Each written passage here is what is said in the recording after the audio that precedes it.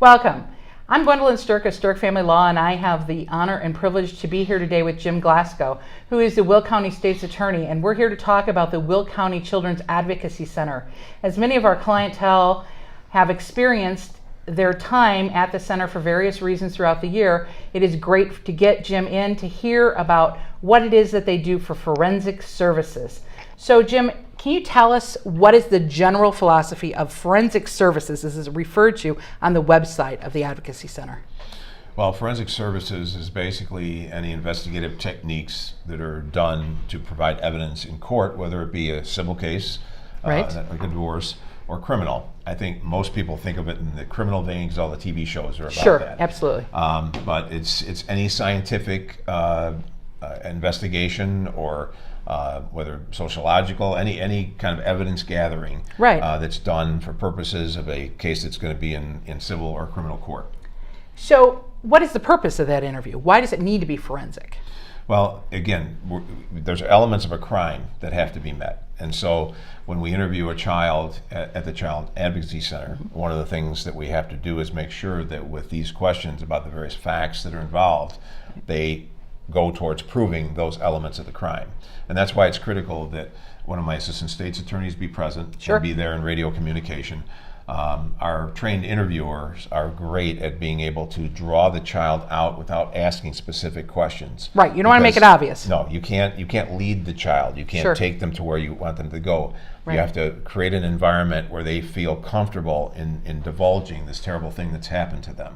And then as that's done, and I've watched it in action, it's truly amazing. The interviewers have an earpiece. Sure. And they're in the middle of questioning, and then either the police officer, the assistant state's attorney, or the DCFS worker will suggest another area of inquiry, and they listen to that, they take it in while they're talking, just like they do on TV. And it just rolls on naturally, huh? Then they just slide right into that next area, Right. and it's seamless.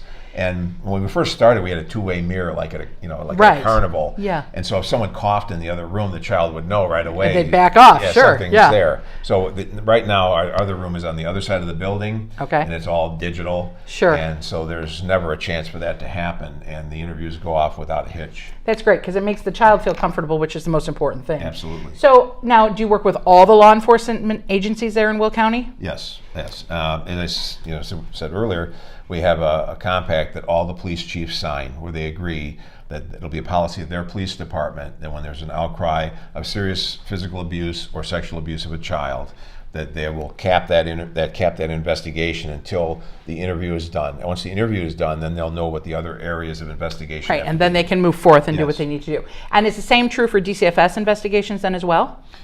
Well, no, DCFS, they can use our center if they want to. Okay. They have their own policies and procedures Sure. that they do implement, but occasionally, yes, they would. They will use them as well. Yes.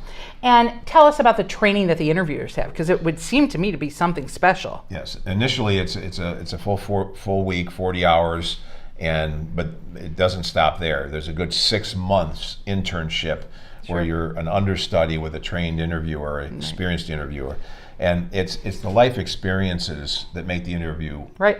We have Jackie Lundquist who's with us, and she's heading towards 3,000 interviews. That's incredible. That's It a is. lot. It is. Wow. And I said to her, when you're in the major leagues, you get 3,000 hits, you're in the Hall of Fame. So Well, but you're going to have to start a wall yeah. at the center and put her up there.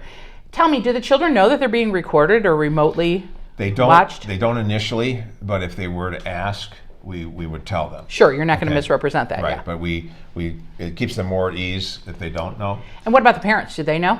Yes, the parents Okay. know. And we've learned over the years, we've got the camera placement now so that we get a clear shot of their face as they're testifying, as Right. they're making the statement. Because as you well know as an attorney, you have to, you look at a person's demeanor, Right. their facial You- expressions. right. You're That's judging why, it. Yes, the appellate court won't overturn those on a trial judge because Right. the trial judge was there to hear the tone of voice, facial expressions, body And the interaction. movements. Right. Absolutely. And tell me, how do you keep that atmosphere and the ambience of the center comfortable for the children? Well, that's where the dogs come in. Sure. I mean, it's Yeah. it's like your home. Yeah.